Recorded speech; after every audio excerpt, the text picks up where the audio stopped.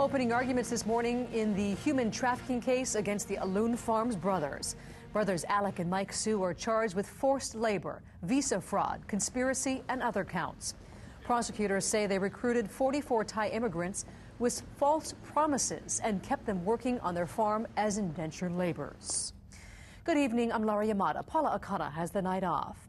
Well, the big question, did two Oahu men use debts, threats, deception, and fear to force those Thai workers to stay? Or was our own government to blame? Both arguments were presented in federal court this morning. KITV4's Paul Drews reports. Government attorneys argue the Hsu brothers turned the workers' dream of a better life into a nightmare by only giving the workers a fraction of their pay, providing inadequate housing and little food. The defense claims the workers were paid exactly what was promised by the Hsu brothers, $1,500 a month minus expenses. According to the defense, the Thai workers were unhappy because, like many who open up their paychecks, they discovered taxes and withholding greatly reduced the amount of take-home pay. Workers were expecting $1,500 a month. A typical 25% in taxes would lop off $375 from their check.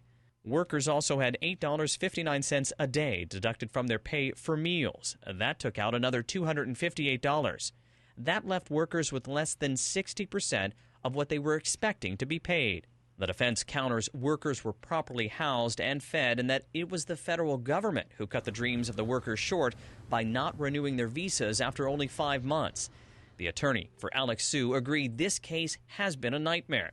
Not for the workers, but instead the Hsu brothers, who did exactly as they promised. At federal court, Paul Drews, KITV4 News. Now, during a break in testimony, Mike Hsu said he's glad the trial has finally begun because now he and his brother can share their side of what happened.